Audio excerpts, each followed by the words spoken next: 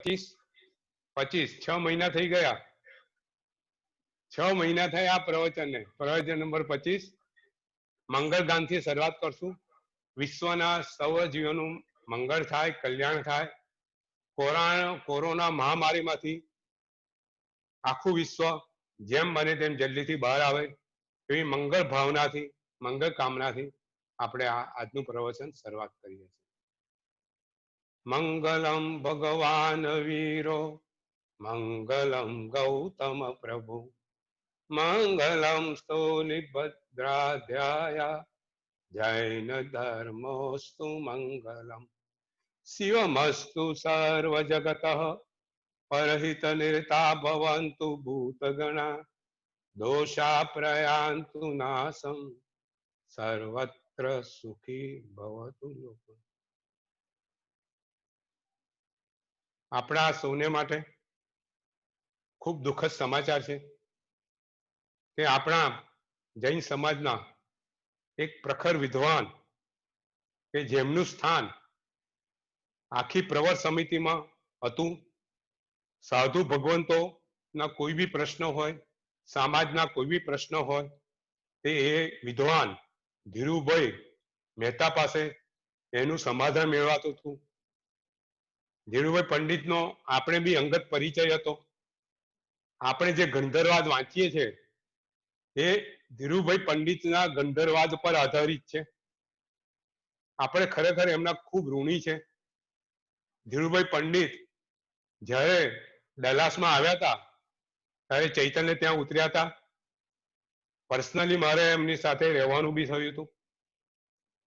આ ઉપરાંત સુરતમાં બી હું એમને ત્યાં ગયો હતો. ધીરુભાઈ પંડિત મને ઘણી વખત કહેતા, પંકજ તું વારંવાર મળવા આવ. ખૂબ પ્રેમાળ સ્વભાવ. છેલ્લે સુધી એ પ્રવચનો આપતા હતા. એમના પ્રવચનો કે એમનું શરીર જોતા ક્યારે આપણને એવું ના થાય કે આ વ્યક્તિ આપણી વચ્ચેથી આવી રીતે સહજ રીતે, આવી રીતે આકસ્મિક રીતે તરત વિદાય લેશે. જૈન સમાજે ખૂબ મોટો પ્રખર વિદ્વાન ગુમાવ્યો છે.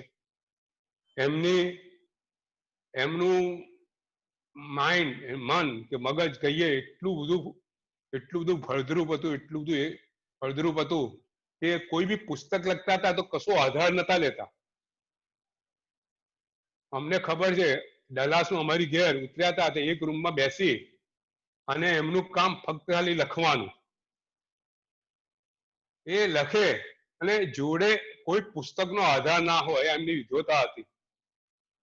છેલ્લે સુધી એમનું મન બિલકુલ, એમનું મગજ બિલકુલ કાબુમાં હતું. જૈન ધર્મનું ઊંડું તો જ્ઞાન હતું પણ એમના સ્વભાવની જે સરળતા હતી એનાથી વિશેષ હતી. એમનું માન બધા ગચ્છમાં હતું, બધા સમુદાયમાં હતું.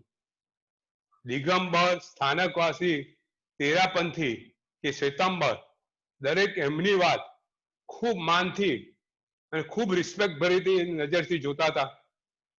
આપણા ઘણા પ્રશ્નોના જવાબ બી એમને આપેલા છે, જે મેં અહીંયા જવાબ રૂપે રજૂ પણ કરેલા છે. ખરેખર આપણે જે ગુમાવ્યું છે એની કોઈ કલ્પના કે એને કોઈની સાથે સરખામણી થઈ શકે એવી નથી. આપણે એમના માનની અંદર આજે મૌન ધરીએ. મૌનમાં નૌકાર ગણી 2 મિનિટ મૌન ધરીએ.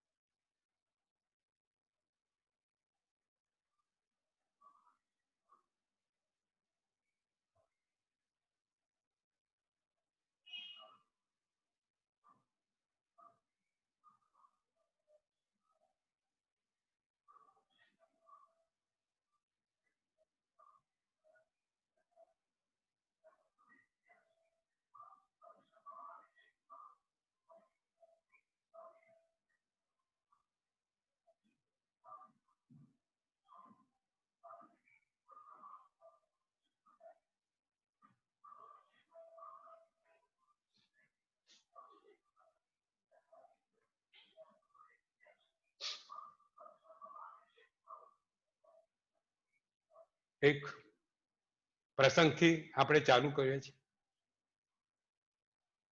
100 વર્ષ પહેલાની વાત છે.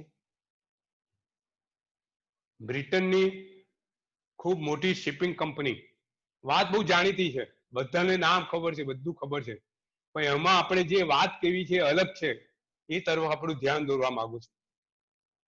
આજથી 100 વર્ષ પહેલા લંડનની બહુ મોટી શિપિંગ કંપનીએ એક લક્ઝરી લાઇનર બનાવવાનું નક્કી કર્યું. વિશ્વના સારામાં સારા ડિઝાઇનર, શ્રેષ્ઠ ડિઝાઇનર ને એમાં બોલાવ્યા. કીધું કે આ જે લક્ઝરી લાઇનર જે શિપ બને એ વિશ્વનું સર્વશ્રેષ્ઠ વહાણ હોવું જોઈએ. એમાં વિશ્વની બધી જ આનંદ પ્રમોદની બધી વ્યવસ્થા હોવી જોઈએ. ક્યારેય ન બન્યું એવું આ શિપ હોવું જોઈએ. અને આ શિપ બનાવતા 4 વર્ષ લાગ્યા. એક મહાનગર જેવું આ વહાણ હતું, નામ એનું ટાઇટેનિક. અને એની અંદર રેસ્ટોરન્ટ બી કેટલી, એક નહીં 5 10 રેસ્ટોરન્ટ, દુનિયાભરના બધા ખાવાના બધા પ્રકારના ટેસ્ટ એમાં અવેલેબલ હોય. થિયેટર એક નહીં, ઘણા થિયેટરો, રમવાના સાધનો, રમવાના મેદાનો, આ વહાણ નતું, એક નગર જ હતું. ઘણા માળો. અને લંડન થી અમેરિકાની એની પહેલી સફર નક્કી કરવામાં આવી. આખું વિશ્વ કાગ ડોળે રાહ જોતું હતું. દુનિયાના માલે તુજા શ્રીમંતો એમાં પોતાની ટિકિટ બુક કરાવેલી. એમાં પહેલી વખત જોવું એક મોટો લાહો, બહુ મોટો લાહો માનતા હતા. અને આ રીતે આ ટાઇટેનિક 1912 એપ્રિલ મહિનામાં લંડનના પોર્ટથી રવાના થયું. શ્રેષ્ઠ વાહન ચાલકો, શ્રેષ્ઠ શિપ, એવી રચના કે એને કોઈ પવન એને ઊંધું પાડી ના શકે. વાહનની જે પ્લેટ હતી, સ્પેશિયલ પ્લેટો બનાવેલી કે કોઈ એને ચીરી ના શકે, બધી વ્યવસ્થા કરી હતી. આપણે આપણા જીવનને છે ને આવી જ વ્યવસ્થા કરતા હોઈએ છીએ. આપણે આપણું જીવન એવું સેફ બનાવવા માંગીએ છીએ કે કોઈ આપણે કશું કરી ના શકે. આપણે પૈસા, આપણે શું આપણી પેઢીના પેઢી સુધી ચાલે એ રીતે પૈસા ભેગા કરવા માંગીએ છીએ. આપણે આપણી સુરક્ષા, દવા, મોજશોખના સાધનો, દુનિયાના શ્રેષ્ઠ મોજશોખના સાધનો આપણે મળે એ રીતની બધી વ્યવસ્થા આપણે આપણા જીવનમાં કરીએ છીએ. બસ આવું જ કંઈક આ વાહનમાં હતું. અને વાહન ત્યાંથી રવાના થયું. ત્યાંથી લંડન થી યુરોપના પોર્ટ પર ગયું અને ત્યાંથી અમેરિકા તરફ રવાના થયું, પેસિફિક ઓશન ઉપર. 4-5 દિવસ થયા હશે. વાહન ચાલતું ચાલતું જતું હતું. વાહનનો કપ્તાન એડમિરલ હતો, બહુ હોશિયાર હતો. એને ચારે બાજુ નજર રાખતો હતો દૂરબીનથી. અને એને વાહનમાંથી, દૂરબીનમાંથી જોયું કે દૂર એક કશુંક દેખાય છે. પાણીમાંથી કશું પ્રોટ્યુટ થતું દેખાય છે, કશુંક બહાર આવતું દેખાય છે. હોશિયાર હતો, કેટલાય વાહનોની ટ્રીપ એને કરેલી. એને વિચાર કર્યો કે આ કંઈક તો લાગે છે, કદાચ આ આઈસબર્ગ હોઈ શકે, બરફનો પર્વત. લોકોને ખબર હશે બરફનો પર્વત એટલે શું, કે બરફ છે એ બહુ, બરફ જયારે પાણીમાં તરે ને ત્યારે એનો મોટા ભાગનો ભાગ પાણીની અંદર હોય, ફક્ત ખાલી એની ટોચ ઉપર દેખાય. આ બરફના પર્વતની વિશિષ્ટતા છે, એને આઈસબર્ગ કહે. એની ટોચ ઉપર દેખાય અને આખો બરફ અંદર હોય. આ કેપ્ટને જોયું આ કંઈક લાગે છે, એટલે એને વિચાર કર્યો કે હું જઈને કહું મારા ચાલકોને કે અહીંયા સ્પીડ ઓછી કરે અને જુએ અને એનો રાહ બદલે. પરંતુ કુદરતનું કરવું કંઈક અલગ હતું. એ કહેવા જાય અને કેપ્ટન કંઈક પગલા લે એ પહેલા જ આ ધસમસતું વાહન, આ શિપ ભારે સ્પીડે જતું હતું અને નીચે જે બરફનો પર્વત હતો, આખો મોટો પર્વત હતો, હિમાલય જેવો પર્વત બરફનો હતો અંદર નીચે, અને એ બરફના પર્વત સાથે આ વાહન ટકરાયું અને તરત જ એ વાહન નીચે સ્ટીલની પ્લેટો હતી એ આખી કપાઈ ગઈ બરફના એનાથી, અને જોતામાં વાહનમાં પાણી આવી ગયું અને આપણને બધાને ખબર છે એ ટાઇટેનિક જહાજ ત્યાં ને ત્યાં ડૂબી ગયું. ઘણા લોકો બચ્યા જ્યાં લાઈફ સેવિંગ બોટથી, પણ કેટલાય લોકો મરી ગયા. આપણે જે વાત કરવી છે એ અલગ છે. કેવું છે કે આ કપ્તાને આઈસબર્ગ જોયો, એની ટોચ જોઈ, પણ ટોચની અંદર જે પર્વત હતો એ જોઈ ના શક્યો. બરાબર ને? જે પાણીમાં અદ્રશ્ય હતું એ જોઈ ના શક્યું. આપણું જીવન આવું છે. આપણે જે બધું ઉપર ટોચ જેવું દેખાય છે માત્ર એ જ જોઈએ છે, એના ઉપર આપણે બધા નિર્ણયો લઈએ છીએ. જે પાણીની અંદર છે, જે આપણા જીવનને આખું ડાયવર્ટ એને કંટ્રોલ કરે છે, એ કર્મ, જે પર્વત જેવા કર્મો છે, કર્મોના બંધ આપણે બાંધેલા છે, એ આપણે જોઈ શકતા નથી. અને એને કારણે આપણું જીવન ક્યારે એ પર્વત સાથે ટકરાઈ અને કર્મના ઉદયને લીધે હસ્તવ્યસ્ત થઈ જાય છે, આપણું જીવન નષ્ટ થઈ જાય છે, અને આપણે આ રીતે આપણું જીવન ગુમાવીએ છીએ. આ જે પર્વત, જે બરફનો પર્વત છે, આઈસબર્ગ છે, એ પાણીની અંદર છે. ભગવાનની કૃપા એવી છે આપણા ઉપર, આપણે ભગવાન જે અદ્રશ્ય વસ્તુ છે, આપણે જે જોઈ નથી શકતા, એ ભગવાન આપણને બતાવે છે. આ ગંધર્વાદ શું છે? ગંધર્વાદની અંદર એક એક વસ્તુ ભગવાને આપણને એ સમજાવેલી છે કે જે આપણે જોઈ શકતા નથી. બરોબર ને? આત્મા આપણે જોઈ શકીએ છીએ?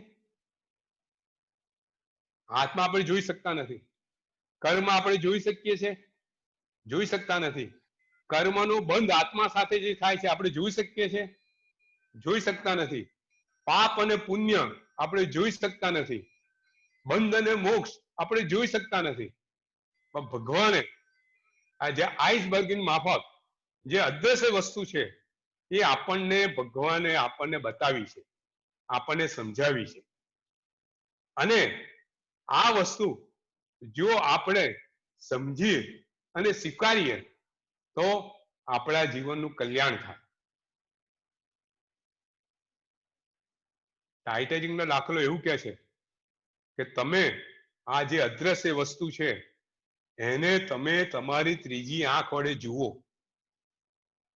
આપણું જીવન ગમે જેવું સેફટી વાળું બનાવીશું, આ સંસાર રૂપી સાગરમાં આપણું આ જહાજ ક્યારે આવા પથ્થર સાથે અથડાઈ અને ડૂબી જશે આપણને ખબર નથી.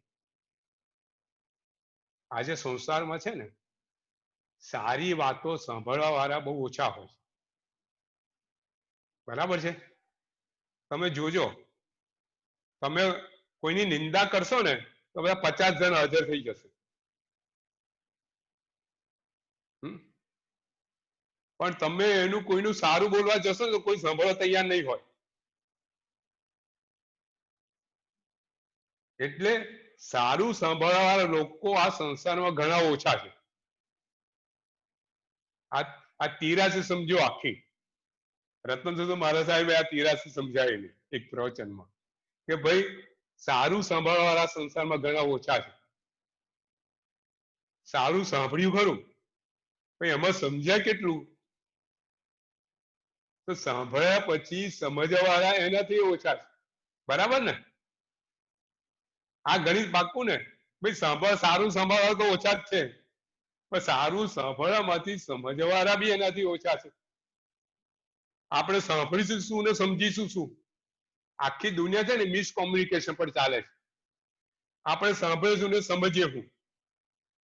આખા કે છે આંખનું કાજલ ગાળે ઘસ્યું, કથા સુની સુની ફૂટ્યા કાન, અખા તો ના આવ્યું બ્રહ્મ જ્ઞાન.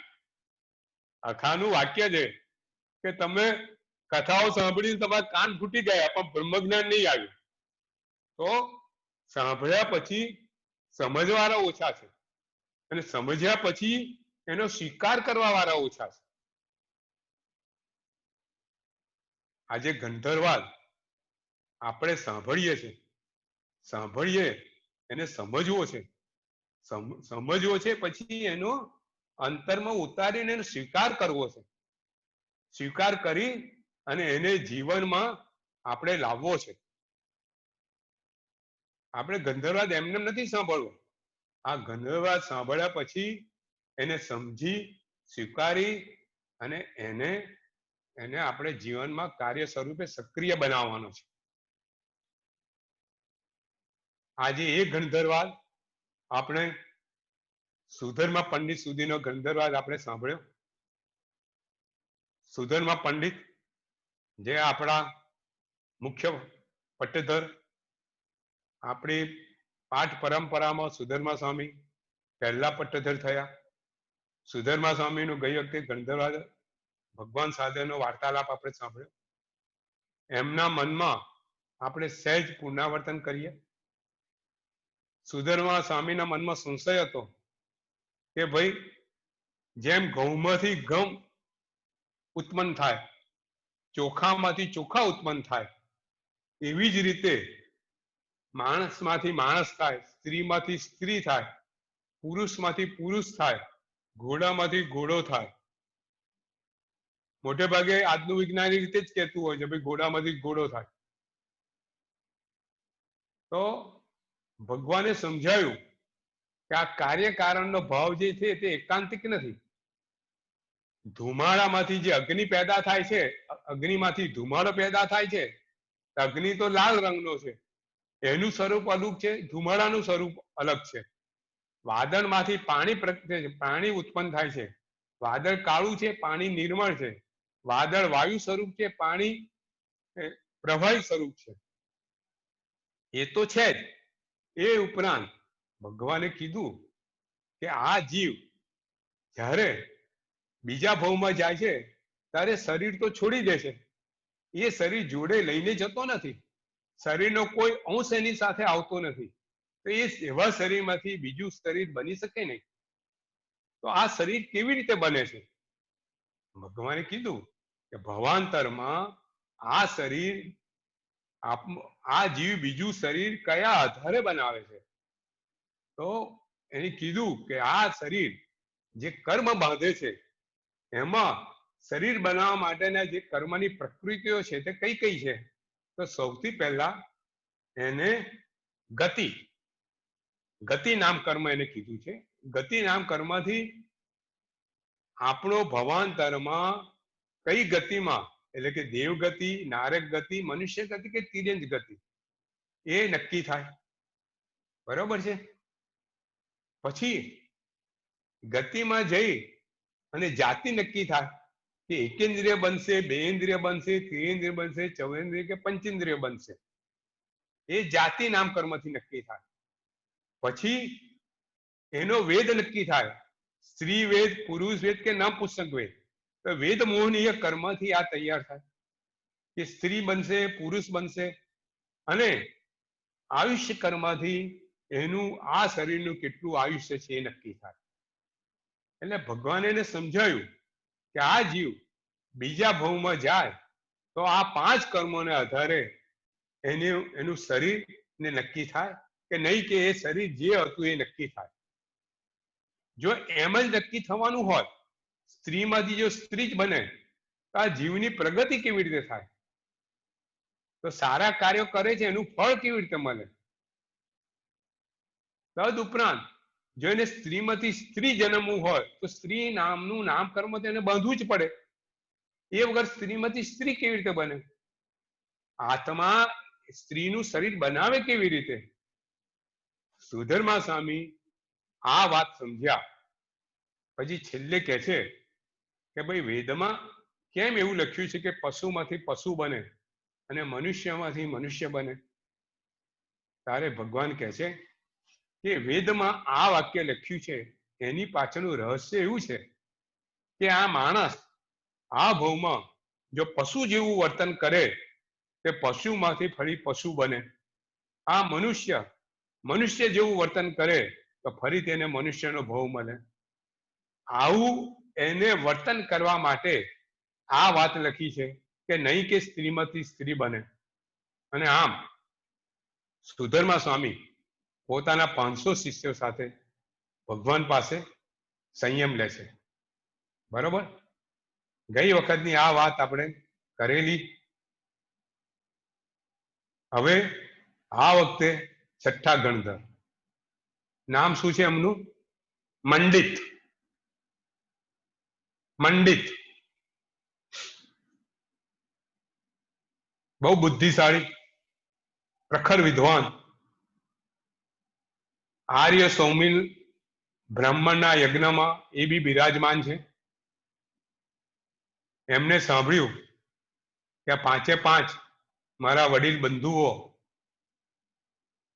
ભગવાન પાસે જઈને સંયમ લે છે, ખરેખર સર્વજ્ઞ છે અને હું પણ ત્યાં સંયમ લેવા જાઉં, મારા મનમાં જે સંશય છે એનું સમાધાન બી કરું. આવા વિચારો સાથે મંડિત પોતાના 350 શિષ્યો સાથે સમોસરણમાં પહોંચે છે. એમનું 53 વર્ષની ઉંમર છે. પછી તો આયુષ્ય એમનું બીજા 30 વર્ષનું છે. એમને સંયમ લીધા પછી એમની 13 વર્ષે, મારા હિસાબે 13 વર્ષે એમને 30 વર્ષનું સંયમ છે અને 14 વર્ષે કેવળ જ્ઞાન થાય છે. 53 પછી 67 વર્ષે એમનું કેવળ જ્ઞાન થાય છે અને 83 વર્ષે એમનો નિર્વાણ થાય છે. મંડિત બ્રાહ્મણ સમોસરણમાં આવે છે, ભગવાનનું સમોસરણ જુએ છે, મુગ્ધ થઈ જાય છે. લાગે છે કે ખરેખર અહીંયા જ મારે સંયમ લેવો જોઈએ. મનમાં વિચાર કરે છે અને મનમાં સંયમ સંશય ઉભો છે. ભગવાન એને એના નામથી બોલાય, ભગવાન એના મનનો સંશય કહે છે. એના મનનો સંશય એવો છે કે આ જીવ, આ આત્મા છે, એની સાથે કર્મનો બંધ અને કર્મનો મુક્તિ કેવી રીતે થાય? એ વિચાર એવો કરે છે કે આત્મા તો ખરેખર અકર્તા છે. આત્મા કોઈ શુદ્ધ આત્મા છે, શુદ્ધ આત્મા કશું કઈ કરે નહીં, એ અભોગતા છે. એ કઈ સુખ દુઃખ ભોગવે નહીં. તો જે આત્મા અકર્તા છે, અભોગતા છે, એ કર્મ કેવી રીતે બાંધે? અને જો કર્મ બાંધે નહીં તો બાંધેલા કર્મથી મુક્ત કેવી રીતે થાય? આ એમનો પ્રશ્ન છે, આ એમનો સંશય છે. અને એની સામે એમને વેદનું બીજું વાક્ય વાંચેલું છે. આ સાંખ્ય દર્શન છે. સાંખ્ય દર્શન શું માને છે કે જગત બે પદાર્થનું બન્યું છે, પુરુષ અને પ્રકૃતિ. પુરુષ એટલે આત્મા, પુરુષનો બીજો અર્થ આત્મા. જે પુરુષ સર્વવ્યાપ્ત છે, એ અકર્તા છે, એ ભોગતા છે, એ નિર્ગુણ છે, નિરાકાર છે. આ સાંખ્ય દર્શનની માન્યતા છે. જે પ્રકૃતિ છે તે અહંકાર ને જ્ઞાન છે, એનાથી આખું સંસાર ચાલી રહ્યો છે. આ સાંખ્ય દર્શનની માન્યતાના આધારે મંડિતને મનમાં એવું છે કે આ આત્મા સાથે કર્મ નામનું કોઈ તત્વ એની સાથે બંધાય નહીં કે મુક્ત ન થાય. બહુ તાત્વિક વાત છે, બહુ ઊંડાણવાળી વાત છે. ત્યારે મંડિત એવું વિચારે છે કે વેદમાં તો એવું લખ્યું છે કે સશરીરી આત્મા, જે આત્મા શરીર વાળો છે, એ રાગ અને પોતાના શરીરના કારણે રાગ અને દ્વેષ કરે છે. એના કારણે એ કર્મનું બંધન કરે છે. અને અશરીરી આત્મા, જે મુક્ત આત્મા છે, એને શરીર હોતું નથી, એને રાગ અને દ્વેષ કરતો નથી. તો વિચાર કરે છે કે બેમાંથી સાચું શું? કે આત્મા ખરેખર મુક્ત છે અને સશરીરી છે, રાગદ્વેષ કરે છે અને કર્મ બાંધે છે અને મોક્ષ થાય છે, કે આત્મા ખરેખર અકર્તા છે અને અભોગતા છે અને કર્મ બંધાતું નથી? આમ એના મનમાં આ દ્વિધા છે, આ સંશય છે.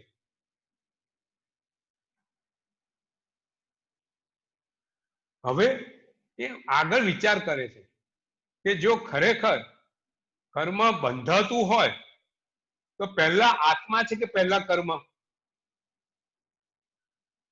આત્મા ને કર્મ સૌથી પહેલા તો આદિ છે કે અનાદિ? આ બંને ખરેખર એના ઉત્પન્ન થયેલા છે કે બંને ઉત્પન્ન થયા અનાદિથી છે? જો ખૂબ ઊંડાણની વાત છે, એના જે તર્કો છે તે ખૂબ ઊંડાણ વાળા તર્કો છે. હવે જો આત્મા અને કર્મ બંને આદિ હોય, બંને ઉત્પન્ન થયેલા હોય, બંનેની શરૂઆત હોય, તો બેમાંથી પહેલું કોણ? આત્મા પહેલો કે કર્મ પહેલો? આવું મંડિતના મનમાં વિચાર છે, એના તર્કો છે. તો ધારો કે બંને આત્મા અને કર્મ બંને ઉત્પન્ન થયેલા છે, બંનેની કોઈ શરૂઆત છે, આદિ છે, તો બંનેમાંથી પહેલું કોણ? આત્મા પહેલો કે કર્મ પહેલો? હવે એ વિચાર કરે છે, એ તર્ક કરે છે કે જો આત્મા પહેલો છે, દાખલા તરીકે બંને ઉત્પન્ન થયેલા છે, એમાં આત્મા પહેલો છે, બરાબર છે? હવે જો આત્મા પહેલો છે, આત્મા એકલો છે આ જગતમાં, તો આત્મા જગતમાં એકલો છે, આત્માનું સ્વરૂપ કેવું હોય? શુદ્ધ સ્વરૂપ હોય, બરાબર છે? કર્મથી બંધાયેલો છે નહીં. મીનાબેન તર્ક સમજો, આખો આ નીતિન આખો આ તર્ક સમજો. મંડિત એમ વિચારે છે કે આત્મા પહેલા ઉત્પન્ન થયો છે જગતમાં, તો આત્મા જો પહેલા ઉત્પન્ન થયેલો છે તો એ શુદ્ધ સ્વરૂપ છે, તો શુદ્ધ સ્વરૂપ છે તો કર્મ બાંધે કેવી રીતે? તો કર્મનો બંધ આવે જ નહીં, બરાબર છે? તો કર્મ બાંધ્યું નથી, તો આ જગત આવું દેખાય છે કેવી રીતે? આટલા બધા જીવો જગતમાં કર્મ વાળા જીવો દેખાય છે કેવી રીતે? એટલે આત્મા પહેલા ઉત્પન્ન થયો વાત ખોટી, બરાબર? એટલે મંડિત આવો વિચાર કરે છે કે ભાઈ કર્મ આત્માને કર્મને આદિ માનવું હોય, એમાં જો આત્મા પહેલા ઉત્પન્ન થયો હોય તો એ વાત ખોટી છે. કારણ કે જો આત્મા પહેલા ઉત્પન્ન થયેલો હોય તો કર્મ જ ઉત્પન્ન ના થયેલું હોય, તો પછી આત્મા આ સશરીરી કેવી રીતે હોઈ શકે? હવે ધારો કે આત્મા પહેલા ઉત્પન્ન થયો નથી ને કર્મ પહેલા ઉત્પન્ન થયું, તો કે કર્મ પહેલા કેવી રીતે ઉત્પન્ન થાય? કર્મ તો ક્યારે બંધાય? આત્મા જ્યારે રાગ દ્વેષ કરે ત્યારે કર્મ બંધાય. તો કર્મ પહેલા ઉત્પન્ન થયેલું નથી. તો આ પુરવાર કરે છે કે આત્મા અને કર્મ નો આદિ કોઈ છે નહીં.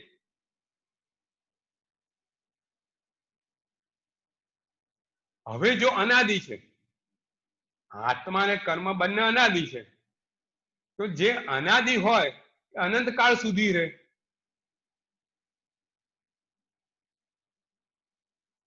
જે વસ્તુ અનાદિની હોય, કે આકાશ અનાદિ છે, જો આકાશ અનાદિ છે તો અનંત કાળ સુધી રહેવાનું, કાળ અનાદિ છે તો અનંત કાળ સુધી રહેવાનું. તો એવી રીતે આત્મા અને કર્મ જો અનાદિ છે તે અનંત કાળ સુધી રહેવાના. તો અહીંયા તો તમે એવું કહો છો કે આત્માથી કર્મ, આત્મા કર્મને છોડીને મુક્ત થાય છે, તો અનંત કાળ સુધી કેવી રીતે રહ્યું કહેવાય? બરાબર છે સંકિત? ધ્યાન રાખો, થોડું સહેજ મંડિતનું, ભાઈ આ બધા વિદ્વાનો હતા, આ વિદ્વાનો આવો બધો વિચાર કરતા હતા, આવા કઈ તર્કો મૂકતા હતા અને જાતે નિર્ણય લેતા હતા, અને જાતે નિર્ણય લેતા હતા અને પોતે એનો કિલ્લો બાંધી દેતા હતા. આ કિલ્લાની અંદર પોતે રહેતા હતા, પોતાની માન્ય, આપણે બી આવી માન્યતાઓના કિલ્લા બાંધીએ, કોઈ કે તો આવો જ છે, આવું તો કે આવું તો ના જ થાય, આવું તો થતું હશે. આ બધી આપણે માન્યતાઓ બાંધી. ભગવાન કહે છે આ બધી માન્યતાઓ પરથી આપણે મુક્ત થવું. આપણો ધર્મ છે ને, ભગવાન અનેકાંતવાદ આપેલો છે. આપણે કોઈ માન્યતાઓમાં બંધાવાનું નથી. આ બહુ અગત્યનું છે. એ બધી ગાંઠો છે. એટલે આપણે ત્યાં છે ને પ્રતિક્રમણમાં આ ગાંઠો, પ્રતિક્રમણ છે ને આ ગાંઠો છોડવા માટે. આખી પ્રતિક્રમણની પ્રક્રિયા છે ને આ ગાંઠો છોડવાની પ્રક્રિયા છે. એટલે કે રોજ પ્રતિક્રમણ કરો તો રોજે રોજ જે નાની નાની ગાંઠો બંધાયેલી હોય એ છૂટી જાય. કોઈના માટે બોલ્યા હોય, કોઈને આવું કર્યા હોય, કોઈને તેવું કર્યું હોય, એ બધું છૂટી જાય. હવે 15 દિવસે કોઈ ગાંઠો આપણે વધારે બાંધી દીધેલી હોય, કોઈના માટે વિચાર 2-4 દિવસ કર્યો કે આવો છે તેવો છે અને આમ કરવું જોઈએ અને તેમ કરવું જોઈએ, એને જોઈ લઈશ, તો 15 દિવસે મોટું પ્રતિક્રમણ આવે. તો મોટા પ્રતિક્રમણમાં આપણે બધી વસ્તુ વિચારીએ કે આના માટે આવું બોલ્યા હતા, આના માટે તેવું કર્યા હતા, આપણે આ જીવને માર્યો તો, આપણે પાણીને ગાળ્યું નતું, આ બધું બોલીએ. બોલીને એમ કરતા કરતા બધા પાપો યાદ કરીને પાપોમાંથી મુક્ત થઈ. પછી ચોમાસી આવે કે ભાઈ દર 4 મહિને એનાથી મોટું પ્રતિક્રમણ આવે તો એનાથી મોટી ગાંઠ છૂટે. અને સંવત્સરીએ જે મોટી ગાંઠ બાંધેલી હોય એ બી છોડવાનો વાત છે. એટલે આપણે આ બધી ક્રિયાઓ છે ને પાછા આ બધા રહસ્યો છે. તો આ ગાંઠો છે ને એ આપણને ખરેખર અનંતા બંધી અનંત કર્મનું બંધ કરે. જો આ ગાંઠો આપણા વર્ષ સુધી સચવાય અને પછી બી આગળ જાય તો એનો કર્મનો બંધ કેવો પડે? અનંતા બંધી અનંત. તો જો આપણે ગાંઠો છોડી દઈએ તો એ જે કર્મનો બંધ હોય એ ઓછો થાય, એની સ્થિતિ, એનો રસ બધું ઓછો થાય. તો એના માટે પ્રતિક્રમણ છે. તો આપણે મંડિતની વાત કરતા હતા કે આ માન્યતાએ બાંધીને બેઠેલો, અને એ કહે છે કે જો અનાદિ છે તો અનંત કાળ સુધી ચાલવાનું, તો પછી આ મુક્તિ કેવી રીતે આવી, મોક્ષ કેવી રીતે થયો? એટલે ભગવાન કહે છે હે મંડિત, ત્યાં આવા બધા તર્કથી એવો વિચાર કર્યો કે આત્મા સાથે કર્મનો બંધ નથી કે મોક્ષ નથી, પરંતુ તું સમજ કે આ વસ્તુ કેવી રીતની છે. ભગવાન એને સમજાવે છે કે આ જે જીવ છે પોતે જીવ કર્મ બાંધે છે. જો ભગવાન આખો એને રહસ્ય સમજાવે છે. ભગવાન એને આ ઉત્તર સમજાવે છે જે આપણે સમજવો છે. ભગવાન કહે છે કે જીવ જે કર્મ બાંધે છે એ કર્મ બાંધે છે તે બીજા ભવમાં એનાથી શરીર બાંધે છે, શરીર બનાવે છે. બરોબર? આપણે પાછળ બી જોઈ ગયા છે કે જીવ પોતે જે બાંધેલા કર્મો છે એનાથી શરીર બનાવે છે.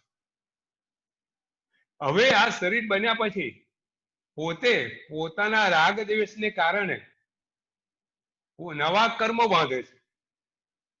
હવે આ નવા કર્મો બાંધે છે એનાથી એ ફરી શરીર બનાવે છે,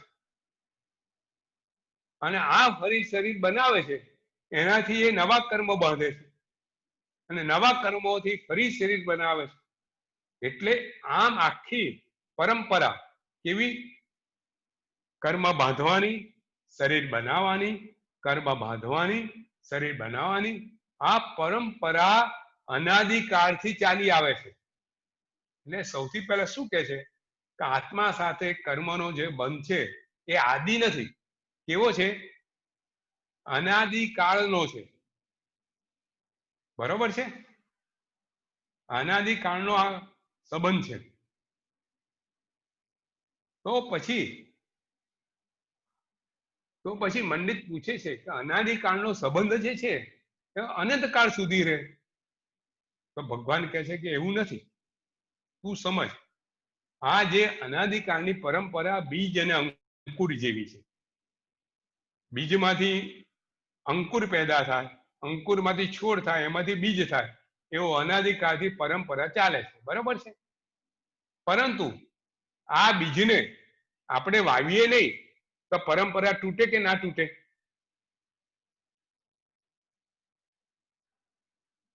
બરોબર છે. ધારો કે બીજને ઉનાળામાં પથ્થર ઉપર એવી જમીન ઉપર નાખ્યું તો બીજમાંથી ફરીથી અંકુર થાય? અંકુર ના થાય. બરાબર છે ને? તો અનાદિકાળની પરંપરા બી તૂટે. ભગવાન એને સમજાવે છે કે હવે અનાદિકાળની પરંપરા જે સંબંધ આધારિત છે તૂટે. દાખલા તરીકે કોઈની પેઢી વર્ષો વર્ષ ચલી આવે, પિતા પછી પુત્ર, કોઈની પેઢી આપણે હજુ બી કોઈની પેઢી 200 વર્ષ જૂની હોય, 300 જૂની પેઢીઓ અત્યારે છે જે પરંપરાથી ચાલી આવે. હવે ધારો કે એ પિતાને પુત્ર જ ના હોય, કે જરૂરી છે દરેક પિતાને પુત્ર થાય જ? કોઈ કારણસર ના થાય, એ દીક્ષા લે અથવા શારીરિક કોઈ પણ લગ્ન ના કરે તો તે પેઢી બંધ થઈ જાય ને, પેઢીનો અંત આવી જાય. તો આટલા વર્ષોથી ચાલતી પેઢીનો અંત આવે છે ને.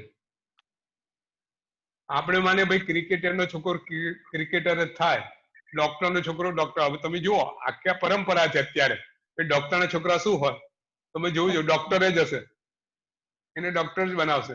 બરાબર છે? બહુ ચાલુ રહેવું નક્કી? એવું નક્કી નહીં. એટલે આવી અનાદિની પરંપરા તૂટે બી ખરી. તો એ રીતે આવી પરંપરા તૂટે એની જીવનો મોક્ષ થાય. તો આવી પરંપરા બે રીતની છે. એક અનાદિ અનંત. હવે ભગવાન સમજાવે છે કે મંડિત વિશ્વમાં જે જીવો છે તે બે પરંપરા વાળા હોય છે. કેવા? આત્મા અને કર્મનો જે સંબંધ છે કેવો છે? એક અનાદિ અનંત અને બીજો અનાદિ ને શાંત, કે જેનો અંત થાય એવો. જો ઊંડાણમાં જાય, હજી ઊંડાણમાં જાય. શું કે છે કે જગતમાં બે પ્રકારના જીવોનો સંબંધ છે. એક અનાદિ અનંત અને અનાદિ શાંત. જે અભવ્ય જીવો છે એનો આ કર્મનો સંબંધ કેવો રહેશે? એ અનાદિનો સંબંધ અનંત કાળ સુધી રહેવાનો. અને જે ભવ્ય જીવો છે એનો સંબંધ કેવો રહેવાનો? એ અનાદિનો સંબંધ છે. એ ભવ્ય જીવો પોતે આ કર્મ થી મુક્ત થઈ અને મુક્તિ જશે એટલે એમનો અનાદિનો સંબંધ કેવો થવાનો? અંત આવવાનો. એટલે અનાદિ શાંત. બરાબર? પ્રશ્ન? થોડું ઊંડાણ છે પણ આખો ગંધર્વાદ આખો ઊંડાણ વાળો છે અને આપણે સાંભળવા સમજવા માટે બેઠા છે. પણ જો આખો ખૂબ ઊંડાણમાં જાય છે, આખા વિશ્વનું સ્વરૂપ સમજાવે છે કે ભાઈ આ વિશ્વ જે છે એમાં અભવ્ય જીવો હોય છે ને ભવ્ય જીવો હોય છે. જે અભવ્ય જીવો હોય છે એને આત્મા અને કર્મનો સંબંધ અનાદિ અનંતકાળ સુધી છે. ભવ્ય જીવોનો સંબંધ અનાદિથી અંત થવાનો છે.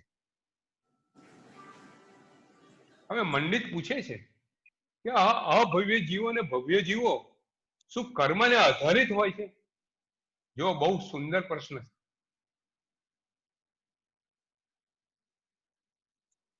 આ ભવ્યતા અને અભવ્યતા શું કર્મને આધારિત છે? હવે જો કર્મને જો સમજો, એની સૂક્ષ્મતા પ્રશ્ને સમજો. જો કર્મ આધારિત હોય તો અભવ્ય જીવો કર્મ આધારિત અભવ્ય કેવી રીતે બન્યા? કર્મ તો છૂટી જવાનો છે. આત્મા સાથે કર્મ છૂટી શકે એમ છે. તો અહીંયા અનંતકાળ સુધી કેવી રીતે રહ્યો? તો તમારી આખી વાત ખોટી છે. જુઓ, એની અંદર કહેવાનો ભાવાર્થ એ છે કે જો કર્મ આધારિત છે તો તમે જે આખી વાત કરો બધી જૂઠી છે, ખોટી છે.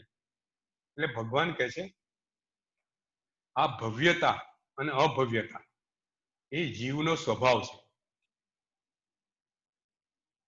એ જીવનો સ્વભાવ છે. જેવી રીતે દૂધ સફેદ છે,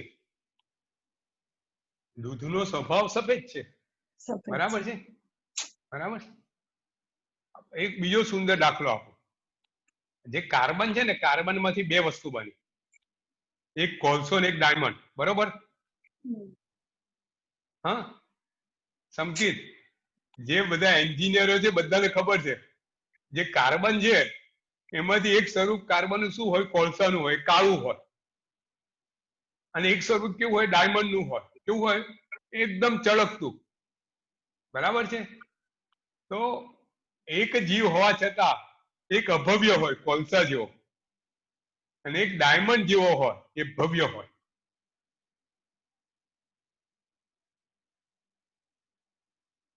બરોબર? એટલે કે આ સ્વભાવ છે. બીજો પ્રશ્ન કરે છે, કોઈ એવો ઉલ્લેખ છે કે સપોઝ આમ એટલે એવું સાંભળેલું છે કે ભાઈ આપણે પાલિતાણાની યાત્રા કરીએ તો કહેવાય છે કે જનરલી એ બધા જીવો ભવ્ય હોય. આવા શાસ્ત્રોમાં બીજા કોઈ ઉલ્લેખ છે કે એ સિવાય કોઈને આવો શંકા થાય કે ભાઈ મારો ભવિષ્યમાં મોક્ષ થશે કે નહીં? હા, ભવ્ય જીવનના ઘણા સિમ્પટમ્સ છે, એક નહીં.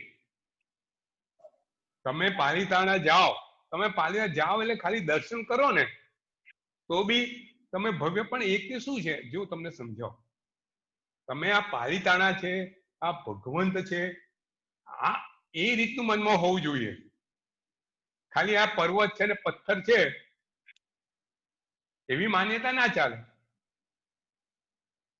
તમને આ ભગવાન છે, પાલિતાણા છે, શત્રુંજય છે, મોક્ષ અપાવવાળું છે, એ માન્યતા વાળા સાથેની વાત છે. તમે ભવ્ય જીવ છો એ કેવી રીતે ખબર પડે આપણને? સાદો સીધો દાખલો એ છે કે આપણને મોક્ષ છે કે નહીં એવી શંકા મનમાં હોય ને, મોક્ષ છે કે નહીં એવી ખાલી શંકા કરો ને તો બી તમે ભવ્ય છો. આ ભવ્યતાનું સાદી સીધી વાત. તો ભવ્ય છો કે ભવ્ય નહીં અંકલ? શંકા થાય ભવ્ય છો, શંકા બી થાય. અભવ્ય જીવોને મોક્ષ વિશે શંકા પણ ન થાય.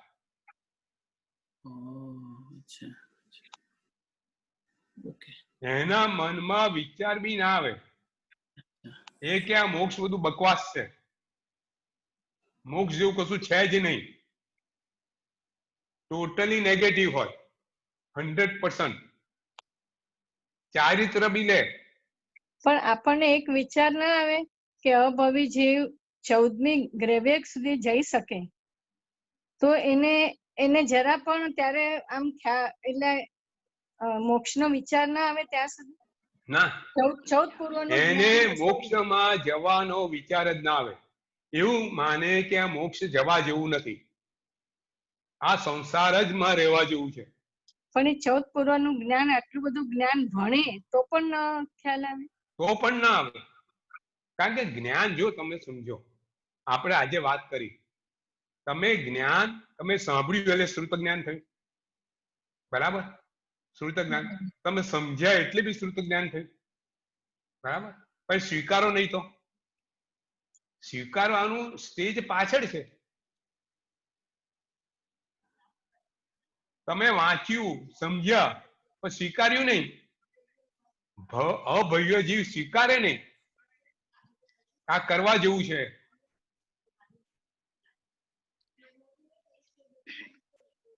ગુરુજી, હા ગુરુજી, એમને 14 પૂર્વનું જ્ઞાન હોય કે એમને અભવીને 14 પૂર્વનું જ્ઞાન નહીં હોય? કેટલાનું જ્ઞાન હોય? મારા ખ્યાલથી 9 9.5 નો હોય ને? 9 પૂર્વનું જ્ઞાન 14 પૂર્વનું ના હોય.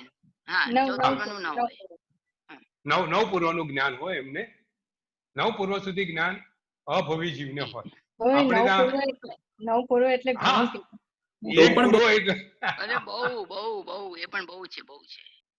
પણ કહેવાની વાત સમજો, આ ધર્મમાં આવી સૂક્ષ્મ વાતો કરી છે, એની પાછળનું રહસ્ય એ છે કે આપણું ગમે તેટલું જ્ઞાન હોય, જ્ઞાન મેળવવા જેવું છે, સારું જ્ઞાન, પણ એને સ્વીકારવાનું છે. આપણે જે આજે વાત કરી ને કે આપણે સાંભળીએ છીએ બધું, એને સમજીને સ્વીકારીને સક્રિય બનાવવાનું છે આપણા જીવનમાં, તો ઉપયોગી છે.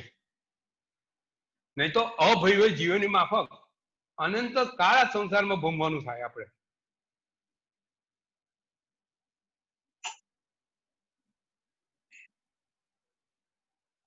હજુ મંડિત પ્રશ્ન કરે છે, મંડિત આગળ પ્રશ્ન કરે છે. હવે એ કરે છે કે તમે કહો છો કે ભવ્ય જીવો બધા મોક્ષે જાય, તો આટલા તો ભવ્ય જીવો દેખાય છે કેમ અહીંયા? આ સંસારમાં બધા અભવ્ય જીવો છે અત્યારે કે ભવ્ય જીવો છે? તો સંસારમાં આટલા ભવ્ય જીવો રહ્યા કેવી રીતે? સંસાર તો અનંત કાળથી છે. બરાબર. હવે એક પ્રશ્ન આવ્યો તો, મેં એક રીતે સમાધાન બી આપેલું, પણ ખરેખર પ્રશ્ન અહીંયા છે.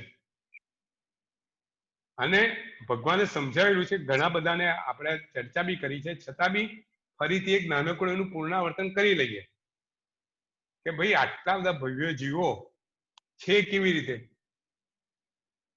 ભગવાન સમજાવે છે કે ભાઈ જે ભવ્ય જીવો છે એની રાશિ છે ને અનંત અનંત, અનંતો અનંત, અનંતો અનંત, એવા 8મા 9મા અનંત સુધીની છે. ત્યાં પછી લઈશું આપણે, પણ એક સાદી રીતે સમજાવું, સાદી રીતે સમજાવો કે આ જે ધારો કે જે ભૂતકાળ ગયો એને આપણે અનંત કાળ ગયો એવું માનીએ. ધારો કે એક સમજવા માટે કે જે ભૂતકાળ જેટલો ગયો એટલો કેટલો કાળ ગયો? ભાઈ અનંત કાળ ગયો, બરાબર છે. અને ભવિષ્યમાં જે કાળ આવવાનો છે એ કેવો આવવાનો છે? એ બી અનંત, બરાબર છે? બરાબર. હવે ભગવાનને કોઈ બી સમયે કોઈ પૂછે કે કેટલા જીવો મોક્ષે ગયા, ત્યારે કોઈ કાળે બી, ધારો કે આજે ભગવાનને પૂછ્યું તો ભગવાન શું કહે છે કે નિગોદના એક ગોળામાંથી જે અનંત અનંત જીવ છે એમાંથી એક અનંત જીવો મોક્ષે ગયા. કેટલા? એક અનંત. હવે જે અતીત કાળ છે એમાંથી એક અનંત મોક્ષે ગયો, હવે એક અનંતો બાકી છે, તો ટોટલ કેટલા જીવો મોક્ષે જશે? બે અનંતા સુધી મોક્ષે જશે, બરાબર? હવે ભગવાન સમજાવે છે, ભગવાન સમજાવે છે મંડિતને કે હવે આ જે વિશ્વ છે તે અસંખ્ય નિગોદના ગોળાથી ભરેલું છે. કેટલા? અસંખ્ય, બરાબર? હવે એ અસંખ્ય નિગોદના ગોળામાંથી એક નિગોદના ગોળામાં કેટલી નિગોદ છે? એ બી અસંખ્ય, બરાબર? એક નિગોદના ગોળામાં કેટલી નિગોદ છે? અસંખ્ય. હવે અને એ જે ગોળામાં એક નિગોદ છે, એક નિગોદમાં કેટલા જીવો છે? અનંત.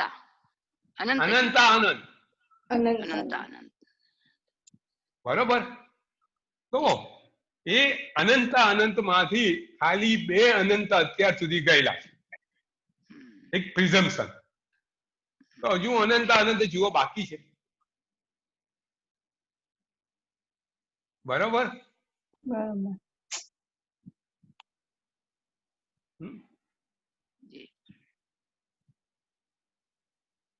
કોઈ પ્રશ્ન? થોડું અઘરું છે.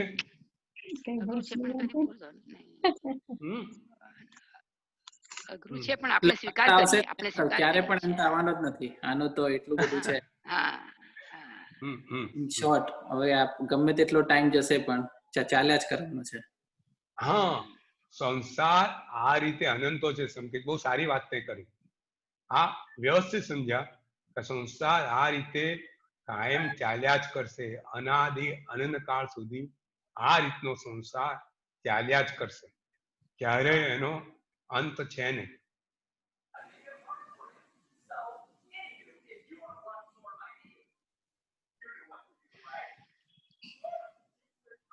બરાબર છે. જી. હવે એક બીજી સુંદર વાત આગળ આવે છે. આપણે છે ને મંડિતના પ્રશ્નો એ રીતના છે કે આપણે એમાંથી બધું સમજવાનું છે. મંડિતે શું પ્રશ્ન કર્યા છે, ભગવાને શું જવાબ આપ્યા છે, આપણને ખબર નથી. પણ આટલું ડિટેલિંગમાં ગંધર્વવાદની અંદર મંડિતના પ્રશ્નો નું અહીંયા આપણને એનું એ કરે, એનું એક્સપાન્શન કરે છે કે મંડિતના જે પ્રશ્નોમાં આવા ગંભીરાર્થ હતા, એ ગંભીર અર્થના ભગવાનના જે ભગવાનના આવા ઉત્તરો હતા કે જે આ બધાના અર્થ નીકળે છે. તો હવે મંડિત પ્રશ્ન કરે છે ભગવાન, હજુ આ ક્લિયર થઈ ગયું? જી. આત્માના બંધની વાત છે.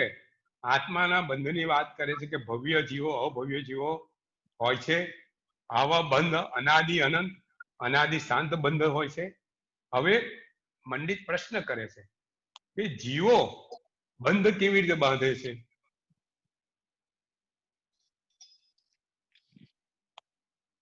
હવે મૂળ વાત આવે છે. તો ભગવાન કહે છે કે જીવો જે કર્મ બાંધે છે એના 5 કારણ છે. કયા કયા? મિથ્યા, અવિરતિ, નિત્યાત્વ, એ બધા. કષાય, પ્રમાદ અને યોગ. વેરી ગુડ, બરાબર છે. 5 કારણ: મિથ્યાત્વ, અવિરતિ, પછી અવિરતિ, અવિરતિ, અવિરતિ, પ્રમાદ, પ્રમાદ, કષાય, પ્રમાદ, પ્રમાદ, કષાય કષાય અને યોગ. અને યોગ. યોગ. બરાબર છે. જી. હવે આપણે સહેજ વધારે, હવે જીવ અહીંયા શું છે, વાત એ છે કે ગયા જીવ કેવી રીતે બંધ બાંધે છે.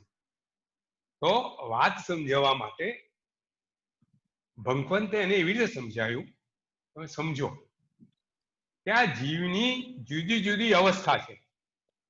આત્માની જુદી જુદી અવસ્થાઓ છે. એને 14 ગુણ સ્થાનક વડે એ અવસ્થા આપણે ત્યાં ડિફાઇન કરેલી છે બતાવો. કે ભાઈ આ ગુણ, પહેલો ગુણ સ્થાન એટલે આ, બીજો ગુણ સ્થાન એટલે આત્માની અવસ્થા છે. તો હવે કયા ગુણ સ્થાને કયું કર્મ, કયા શેનાથી કર્મ બંધાય એની વાત આવે છે. જરા શાંતિથી સાંભળજો. જે જીવ પહેલા ગુણ સ્થાને હોય, પહેલા ગુણ સ્થાન એટલે મિથ્યાત્વ ગુણ સ્થાન, એ જીવ મિથ્યાત્વી હોય. મિથ્યાત્વી એટલે શું? એને ભગવાનના વચન પર શ્રદ્ધા નહીં, એ મિથ્યાત્વી. આ સાદી ડેફિનેશન, બરાબર છે. એમાં ગાઢ મિથ્યાત્વ હોય, મંદ મિથ્યાત્વ હોય, આપણે એમાં અત્યારે જતા નથી. પણ પહેલું ગુણ સ્થાનક એટલે મિથ્યાત્વ. એટલે પહેલા ગુણ સ્થાનકમાં જે કર્મ બંધાય એ 5 થી કર્મ બંધાય. કયા? મિથ્યાત્વ, પછી અવિરતિ, કષાય, પ્રમાદ અને યોગ. પહેલા ગુણ સ્થાને 5 થી કર્મ બંધાય. હવે બીજું ને ત્રીજું ગુણ સ્થાન તો અમુક સમય માટે જ રહેતું હોય છે. મેં હોસ્ટેલમાં એક વાત કરેલી કે તમે એક ગ્રાઉન્ડ પર એક મહેલ, એક મલ્ટી સ્ટોરી બિલ્ડિંગમાં આવેલા છો. 14 સ્ટોરી બિલ્ડિંગ છે અને તમે પહેલા ગ્રાઉન્ડ ફ્લોર પર છો, એટલે મિથ્યાત્વના ફ્લોર પર છો. તમારે ઉપર જવાનું છે. તમે લિફ્ટ ની ચાપ દાબો ને તો સીધું ચોથા માળે આવીને ઊભું રહે. બરાબર કે નહીં? ચાલીને જાવ તો બરાબર છે. એટલે તમે લિફ્ટ નું બટન દબાવ્યું, સીધા ચોથા માળે. તો એવી રીતે જે મિથ્યાત્વ છે ને, પહેલાથી સીધું ચોથું સમ્યક. એટલે ચોથા અને 5મા ગુણ સ્થાન કેવું છે? એ સમ્યક્તનું ગુણ સ્થાન છે. એટલે મિથ્યાત્વથી એમાં કર્મ બંધાય નહીં.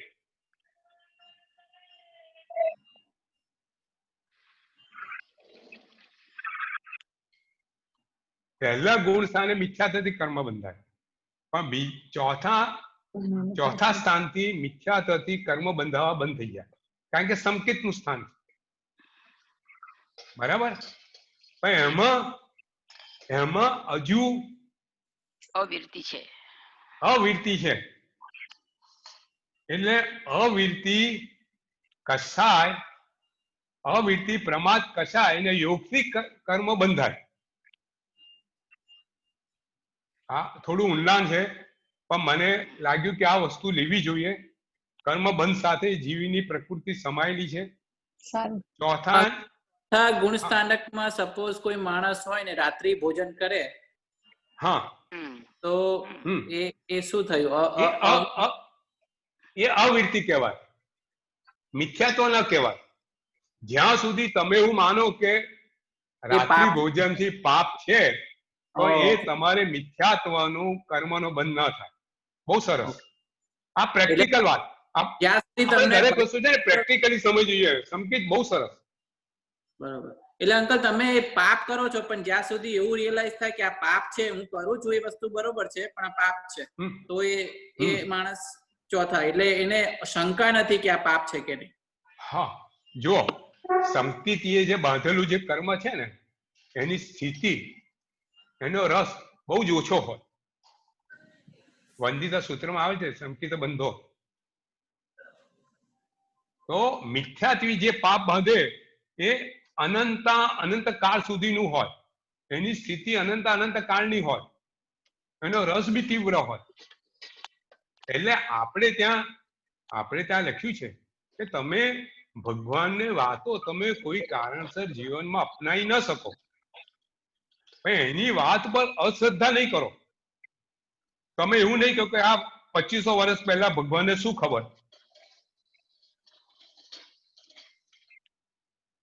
કારણ કે ભગવાને જે પોતાની દિવ્ય દ્રષ્ટિમાં જોયેલું છે, સંસારનું સ્વરૂપ, જે ન દેખાતું સ્વરૂપ, જે રીતે ટાઇટેનિક વહાણ ન દેખાતા સ્વરૂપમાં અથડાઈને તૂટી ગયું, એમ આપણું વાન આવું મિથ્યા તો આપણે રાખીશું તો તૂટી જશે. ભગવાને જે ન દેખાતું એવું સંસારનું સ્વરૂપ આપણને બતાવ્યું છે એમના કેવળ જ્ઞાનથી. પાણીમાં છુપાયેલો બરફનો પર્વત આપણને ભગવાને બતાવેલો છે કે અહીંયા બરફ, આ પર્વત છે, તું તલો રાહ બદલ, અહીંયા જઈશ તો તું અથડાઈ જઈશ. અંકલ કોઈક વાર શંકા થાય તો પણ એ એક જાતનું પાપ લાગે. હવે સપોઝ પ્રેક્ટિકલ એક્ઝામ્પલ એવું આપું કે હવે આપણે ચોમાસામાં નથી ખાતા, શું કહેવાય, લીલોતરી નહીં,